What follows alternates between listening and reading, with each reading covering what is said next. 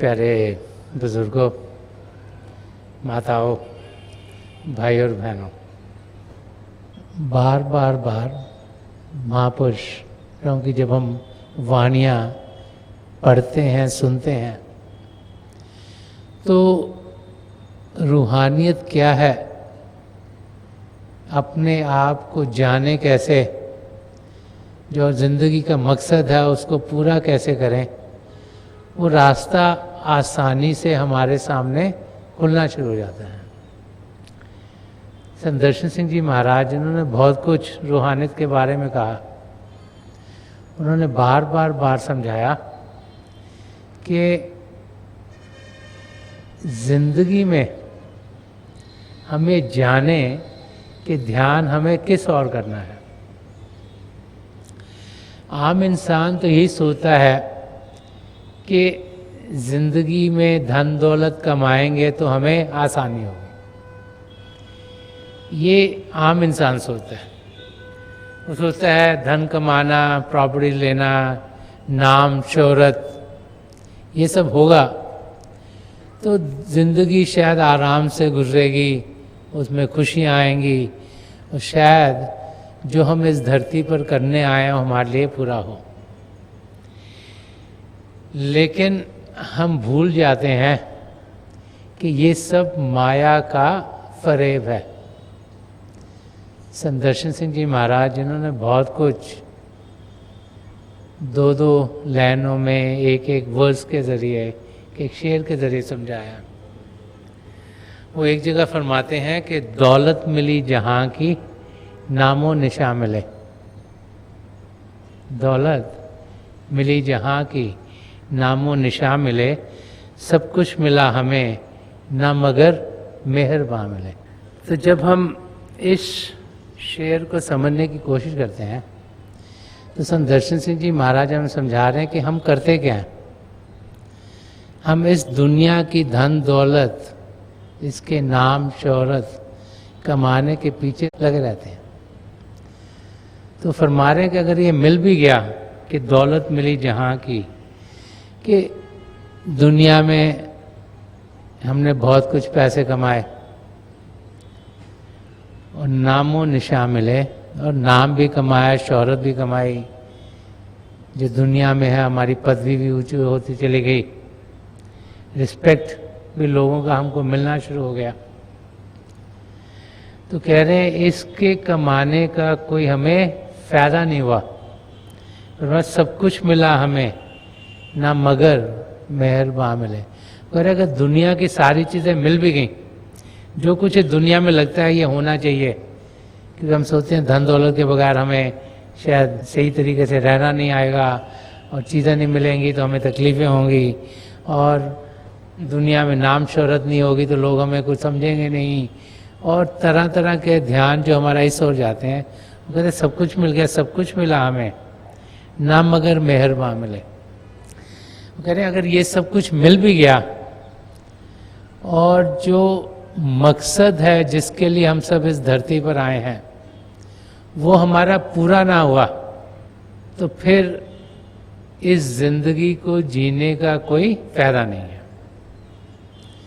मकसद हम सबका एक ही है, वो है अपने आप को जानना और पिता परमेश्वर को पाना। चाहे हम हिंदू हों, चाहे मुसलमान हों, चाहे सिख हों, चाहे ईसाई हों, चाहे बौद्ध हों, चाहे जैन हों, चाहे जूश हों, सबका मकसद एक ही है। हम सब पहले इंसान हैं, उसके बाद ही कुछ और हैं, और इंसानी चोले में होते हुए असलियत में हम क्या हैं उसकी जानकारी होना बहुत ज़रूरी है। हम ये शरीर नहीं, ये शरीर चंद क्षणों के लिए मिला है, इसको हमने त्याग देना है। हम ये अपना मन नहीं, मन भी शरीर के साथ जुड़ा हुआ है, इसे पिंडी मन कहते हैं। एक अंडी मन है, एक ब्रह्मंडी मन भी है। तो इस शरीर के साथ पिंडी मन जुड़ा हुआ है। हम दिमाग भी नहीं, वो भी शरीर के साथ चला जाता है। तो हम हैं कौन? वो ताकत जो इस शरीर को जान देती है। अगर वो ताकत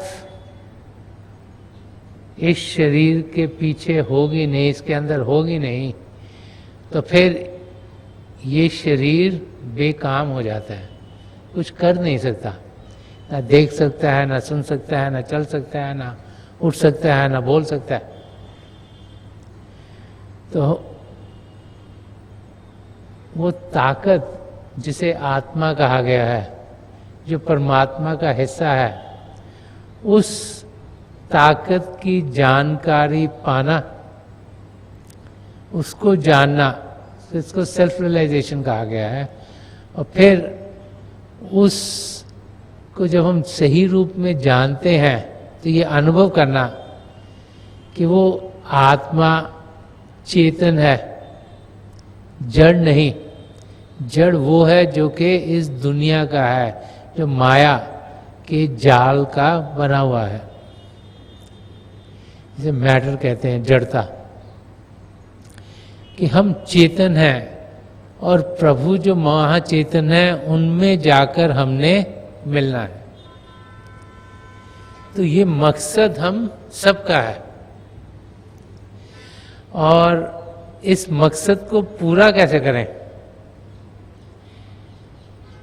अपने धर्म ग्रंथों के जरिए, महापुरुषों के वचनों के जरिए हम इसकी जानकारी तो पा सकते हैं। वो सब इशारा देते हैं कि असलियत क्या है, लेकिन इसका अनुभव कैसे हो? तो जब तक कोई मेहरबान ना मिले जो हमारे ऊपर मेहरबानी करे। मेहरबान कौन होता है? जो कि हमारी कोई मदद करे। अब कुछ चीज हमारे को आती नहीं, हमारी समझ में नहीं है, हमारे पास है नहीं, तो एक मेहरबान आके हमें दे देता है तो हमें वो मिल जाती चीज। तो यहाँ संत दर्शन सिंह जी महाराज फरमा रहे कि सब कुछ मिला हमें, ना मगर मेहरबान मिले। तो मेहरबान से किसकी ओर इंडिकेट कर रहे हैं? वो ऐसे इंसान की बात नहीं कर रहे जो कि हमें धन दौलत दे दे, या हमें पढ़ाई लिखाई करा दे, या हमें तौर तरीके सिखा दे दुनिया के। वो समझा रहे हैं कि ऐसा मेहरबान जो हमारी आत्मा को उभार दे, जो हमें असलियत को दर्शाए, जो हमें अपनी मंजिल की ओर बढ़ाए और सही मायने से दिखा दे कि मंजिल क्या है। बहुत सी बार तो इंसान को समझ ही नहीं आता कि मंजिल क्या है, इसलिए वो इधर उधर हाथ पैर मारता रहता है। तो अपनी मंजिल को जानना सबसे पहला काम है। हमने जाना किस और है तभी हम उस और बढ़ सकते हैं। अगर मंजिल यहाँ पर है तो हम अगर इधर जाएंगे उधर जाएंगे तो हम कभी अपनी मंजिल तक पहुंचेंगे नहीं। तो पहले ये जानकारी होनी कि मंजिल क्या है हमारी, वो बहुत जरूरी है। और फिर जब किसी मेहरबान की नजर करम हम पर पड़ती है, उनकी दया दृष्टि हम पर पड़ती है, तो हम फिर उस मंजिल की ओर कदम बढ़ाने के लायक होते हैं। तो संत दर्शन सिंह जी महाराज समझा रहे हैं कि अगर एक मेहरबान ना मिला तो फिर कुछ भी हम इस धरती पर पाते नहीं। अब उनको पाने के लिए करना क्या है? हमारे अंदर पहले तो एक विश्वास हो कि पिता परमेश्वर हैं, एक विश्वास हो कि उन्हें हम पा सकते हैं, और उस मेहरबान को हमने ढूंढना है। संत कृपाल सिंह जी महाराज ने एक किताब जिसे गॉडमैन के टाइटल से लिखे, उसमें उन्होंने सारे लक्षण दिए हैं कि क्या हमें चाहिए एक मेहरबान, एक सच्चे सद्गुरु को पाने के लिए, कि एक ऐसे सद्गुरु जो कि असलियत हमें दर्शा दें, जब वो अपनी नजर करम हम पर डालें तो हम अपनी मंजिल की ओर बढ़ने के लायक हों। तो उनके लिए श्रद्धा होना बहुत जरूरी है। अगर उनसे कुछ पाना है तो उनसे लगाव हो, उनसे श्रद्धा हो, उनसे प्रेम हो, तभी हम कुछ पा सकेंगे। अगर हम उन्हें एक आम इंसान के रूप में देखेंगे तो फिर हम कुछ पा नहीं सकेंगे। जब हम हिस्ट्री में देखते हैं तो महापुरुष अलग अलग चोलों में आए हैं और अलग अलग रूप ढंग में आए हैं।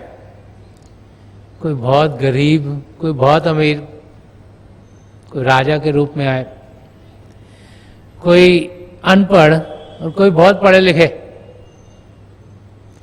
तो उनका रूप क्या है वो बाहरी रूप देख के हम समझ नहीं सकते, क्योंकि प्रभु ने जिस जिस समय जो जो कार्य अपने कराने हों उसी रूप में वो अपने प्रेमियों को, जो उनके अंग संग हैं, उनको यहाँ भेज देते हैं ताकि वो हमारी मदद कर पाए। तो एक सद्गुरु का भारी रूप दूसरे सद्गुरु के जैसा हो वो जरूरी नहीं है। जरूरी क्या है कि उन्हें पिता परमेश्वर ने भेजा है और प्रभु से यही प्रार्थना हो कि हमारे अंदर वो इतनी दया करें कि हम उनकी जानकारी पा सकें।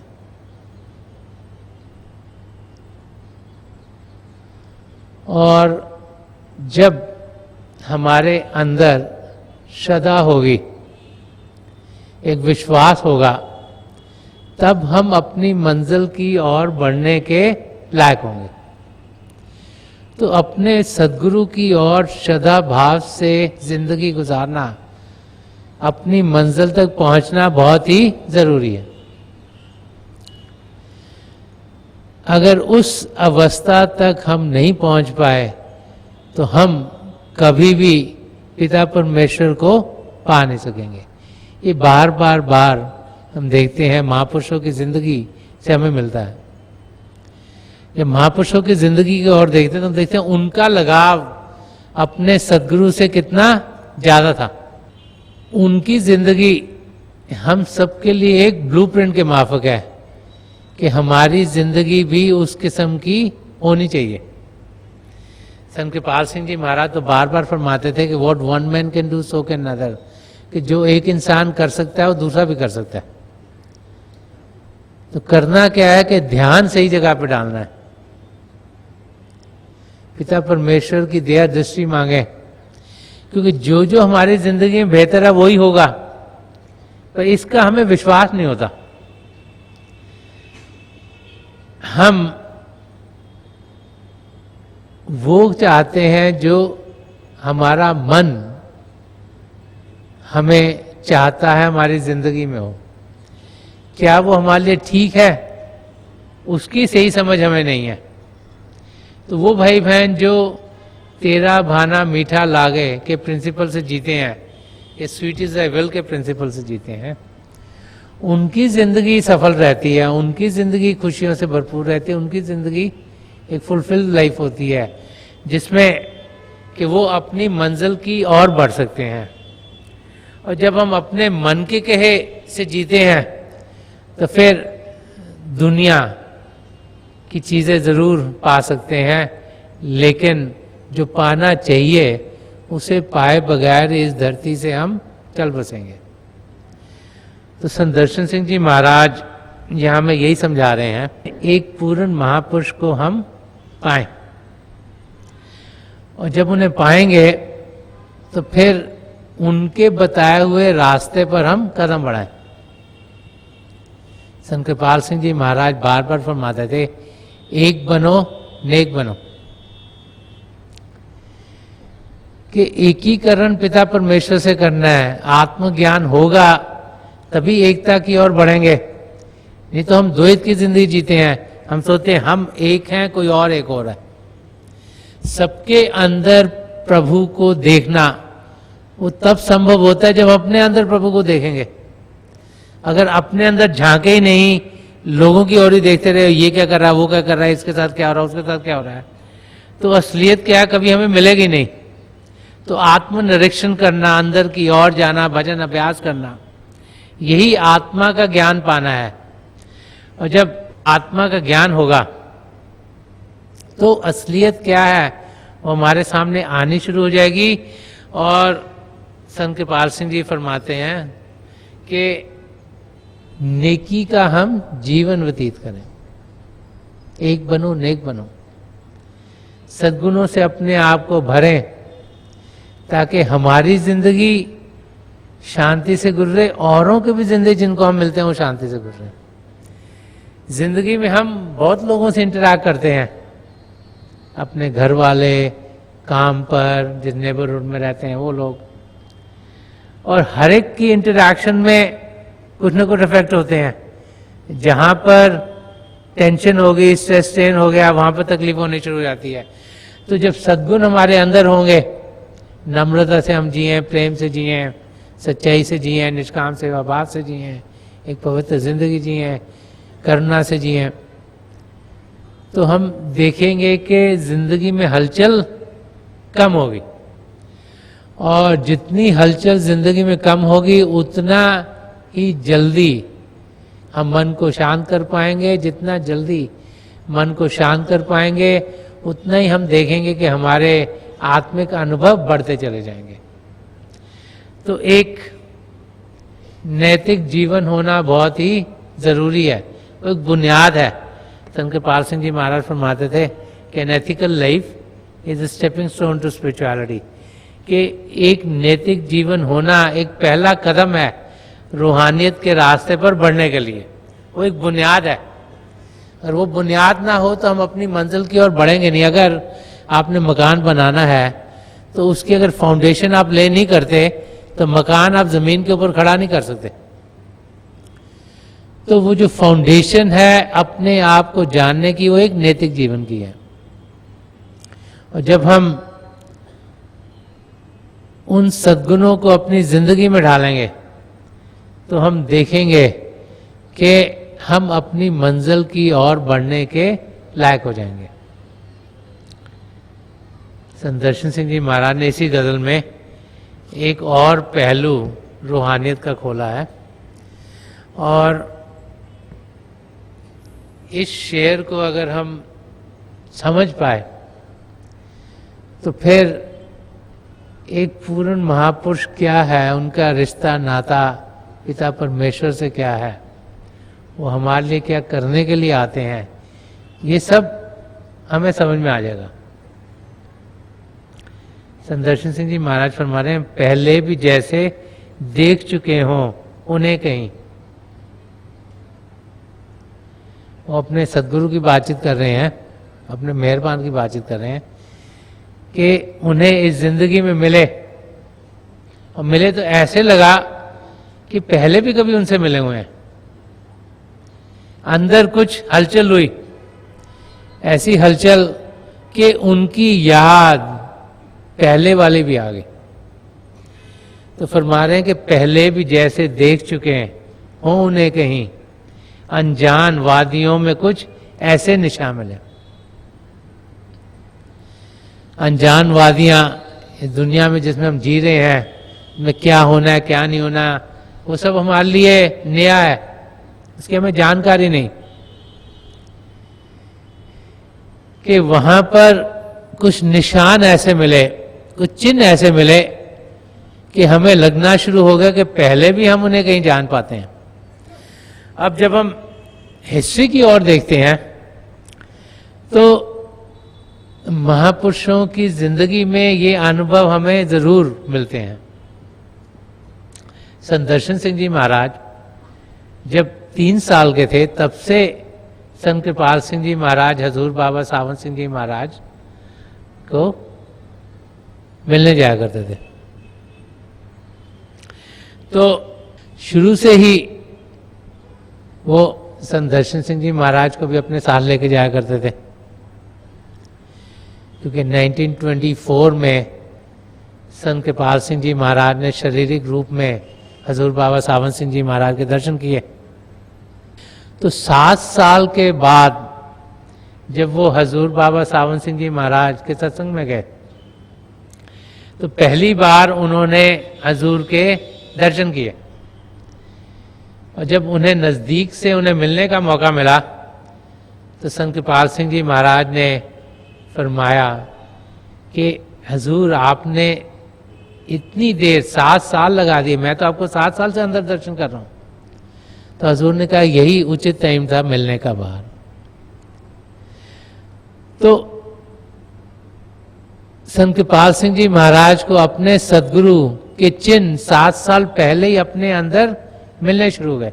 तो जब उन्होंने शारीरिक रूप में उन्हें देखा तो पहले ही जैसे देख चुके हों उन्हें कहीं, तो उन्हें यकीन हो गया कि मैं तो अंदर इनको रोज देखता हूं, पहले भी मिल चुका हूं इनके साथ। तो संत दर्शन सिंह जी महाराज की जिंदगी जब से वो 3 साल से थे तब से ही संत कृपाल सिंह जी महाराज हजूर के शरण में जाते थे, उनको साथ लेके जाते थे। तो एक बार ही हजूर पहाड़ी के नीचे थे और संत दर्शन सिंह जी छोटी उम्र में थे, पहाड़ी के ऊपर थे, उन्होंने हजूर के दर्शन किए, ऊपर से भागे भागे भागे भागे तो नीचे पहुंचे तो हजूर ने उन्हें अपनी गोद में ले लिया और साथ में जो खड़े थे उन्हें यही कहा कि ये मेरा पुराना यार है।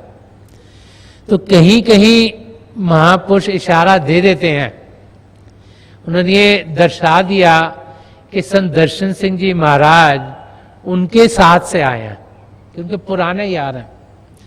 और जब हम हिस्ट्री की ओर देखते हैं तो और बहुत सी चीजें मिलने को आती है। जैसे दर्शन पातशाह ने एक जगह फरमाया, वो फरमाते हैं मैं हूं परम पुरख को दासा देखन आयो जगत तमाशा। वो फरमाते हैं मैं तो परम पुरख परमात्मा का दास हूं, उनकी शरण में था, उन्होंने ये जगत का तमाशा देखने के लिए मुझे भेजा है ताकि इस तमाशे में मैं कुछ चीज सही करके जाऊं। तो ऐसे महापुरुष पिता परमेश्वर के अंग संग थे। संत दर्शन सिंह जी महाराज ने भी एक जगह और फरमाया कि लौट आए हैं यार के दर से, वक्त ने जब हमें पुकारा है। तो वो इंडिकेट कर देते हैं कि वो कहां से आए हैं। कहीं कहीं ये महापुरुषों की वाणियों में ऐसे हमें चिन्ह मिल जाते हैं कि पिता परमेश्वर जो चाहते हैं हम सब उनकी और ध्यान दें, वापस अपने निज धाम में पहुंचे, कि उन्होंने जब चाहा कि इंसान जो भटक चुका है वो सही रास्ते पर चले, तो पिता परमेश्वर अपने लाडलों को यहां भेजते हैं, क्योंकि वक्त को उनकी जरूरत है। और ऐसे महापुरुष को पाना ही जिंदगी का मकसद है, और ऐसा मेहरबान ना मिले तो जिंदगी बेकार है। हम सब सुबह से रात तक कुछ ना कुछ ढूंढते रहते हैं, सोचते हैं ये चीज मिल जाएगी तो जिंदगी बेहतर हो जाएगी, ये जानकारी हो जाएगी तो जिंदगी बेहतर हो जाएगी। तो देखें तो सारा दिन करते कुछ ना कुछ सर्च करते हैं, ढूंढते रहते हैं कुछ ना कुछ, चाहे पढ़ाई लिखाई में ढूंढें, चाहे खाने पीने में ढूंढें, चाहे शारीरिक रूप से कोई चीज़ मदद करेगी वो ढूंढें, चाहे रिलेशनशिप बेटर हो वो ढूंढें, किसी ना किसी सर्च में ढूंढ में लगे रहते हैं। ढूंढना है कि हमें अगर वो समझ में आ जाए तो फिर हमारी जो सर्च है, ढूंढ है, वो सही तरीके की होगी। महापुरुष बार बार समझाते हैं कि अगर एक पूर्ण महापुरुष को हमने पा लिया तो फिर कुछ ढूंढने की और जरूरत नहीं।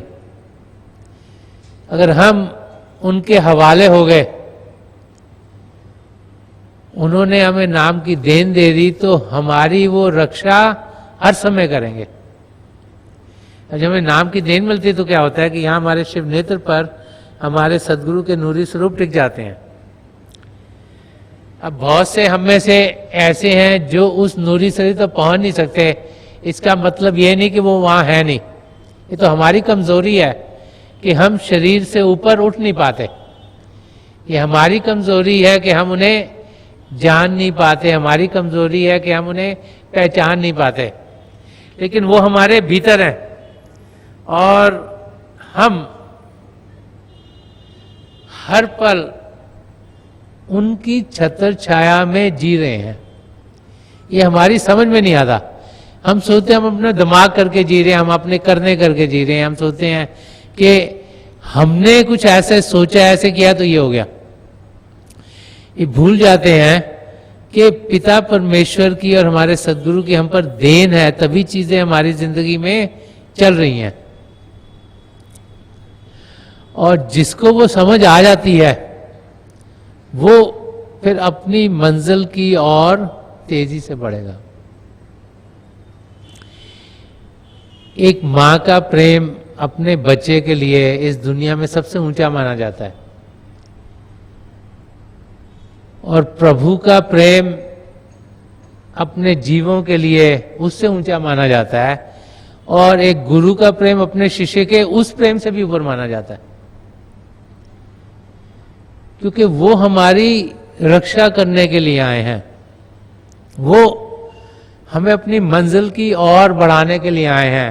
वो जो हमारे कर्म हैं उन्हें कटवाने के लिए आए हैं, ताकि हम जो उन कर्मों के बोझ के अंदर दब गए हैं, हम इस दुनिया की दलदल से, माया की दलदल से निकल पाएं और हमारी आत्मा का मिलाप परमात्मा में हो, ताकि 84 लाख जिया जून से हमारा छुटकारा हो। बार बार बार महापुरुष हमें असली जिंदगी जीने के लिए समझाते हैं, लेकिन हम क्या है कि एक कान से सुनते हैं, दूसरे से निकाल देते हैं। जिंदगी कैसी होनी चाहिए इसकी जानकारी होते हुए भी हम अपनी मंजिल की ओर बढ़ नहीं पाते। हम सबकी मंजिल बहुत नजदीक है। संत दर्शन सिंह जी महाराज ने एक जगह और फरमाया, मिलेगा रूह को परवाज दे के देख, जरा करीब है उसे आवाज दे के देख। जरा फरमा रहे हैं कि हम पिता परमेश्वर को जरूर पाएंगे, वो हमारे बहुत नजदीक हैं, हमारे भीतर बैठे हैं, उससे नजदीक तो हो नहीं सकते। करना क्या है कि रूह को उड़ान देनी है। रूह को उड़ान देना है, चेतन अवस्था में पहुंचना है। और रूह को उड़ान कैसे मिलेगी? जब किसी मेहरबान की मेहरबानी होगी और उनकी दया दृष्टि से ये शिव नेत्र खुलेगा। जब नाम की देन मिलती है, हमारे सदगुरु की तवज्जो हमको मिलती है, तभी शिव नेत्र खुलता है। ये द्वार बंद है, जब ये खुलता है फिर हम अंदर की दुनिया में जाने के लायक होते हैं और उनकी मदद से शरीर से ऊपर उठकर पिंड से अंड से ब्रह्मांड में, वहां से पार ब्रह्म में, वहां से सचखंड में जब हम पहुंचते हैं तो वहां पर हमारी आत्मा का मिलाप परमात्मा में होता है। क्योंकि जितने भी आवरण हैं, जितनी भी कवरिंग्स है हमारी आत्मा के, वो एक एक करके हट गई होती हैं। जब हम उस निरोल अवस्था में पहुंचते हैं जहां से हम आए हैं, तो हम फिर पिता परमेश्वर में लीन होने के लायक हो जाते हैं। क्योंकि सिर्फ इस मानव चोले में ही वो सब पदार्थ हैं जिनके जरिए हम अपने आप को जान सकते हैं, पिता परमेश्वर को पा सकते हैं। और ये शरीर मिलने के बाद अगर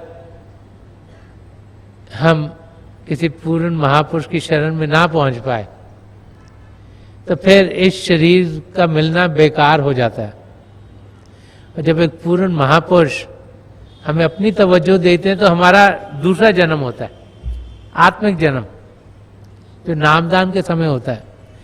हमारी आत्मा को भार मिलता है, उसको रखवाला मिलता है, उसको अपनी मंजिल तक पहुंचाने वाला एक मेहरबान मिलता है और उनकी छत्र छाया में हम अपनी मंजिल तक पहुंच जाते हैं। हमें उनमें विश्वास होना चाहिए, श्रद्धा भाव से हमें जीना चाहिए। हम देखेंगे कि बड़ी तेजी से हमारी तरक्की अपनी मंजिल की ओर होगी। उनका बताया हुआ रास्ता जो कि अध्यात्म का रास्ता है, जो कि चेतन अवस्था में जाने का रास्ता है, उस रास्ते पर जब हम चलते हैं तो फिर आत्मा को भार मिलता है। और वो रास्ता मन को शांत करने का है और उस अवस्था में पहुंचना है जिसमें पहुंचकर हम असलियत के दर्शन करने शुरू हो जाते हैं।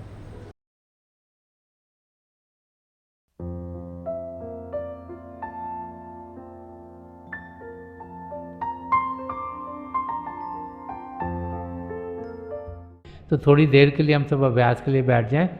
आप जहाँ भी बैठे हैं आराम से बैठिएगा, अपनी आंखें बंद कर लीजिएगा। ये जो आई बॉल्स आँखों के डरने सीधे सामने फोकस हो, जैसे हार्ट से सामने आप फोकस हो। आंखें बंद करते ही वो भाई बहन जिन्हें नाम की देन मिली आप सिमरन कीजिएगा। और जो भाई बहन यहाँ नए हैं, आप पिता परमेश्वर के किसी भी जाति नाम का जाप कीजिएगा। जाप मन ही मन करना, ऊंचा नहीं दोहराना। मेरी प्रभु के चरण कमलों में, और जो पिछली संचि के महापुरुष हैं हजूर बाबा सावन सिंह जी महाराज, परम संत कृपाल सिंह जी महाराज और दयाल प्रसन्न दर्शन सिंह जी महाराज के चरण कमलों में यही प्रार्थना है कि जो जो हम सबके लिए बेहतर हो ये महापुरुष हमें दें, हमें सबके साथ जोड़ें और हमारे भीतर प्रभु की ज्योत के हमें दर्शन करवाएं। थोड़ी देर में मैं आपको इस बैठक से उठाऊंगा और मेरी शुभकामनाएं आप सबके साथ हैं।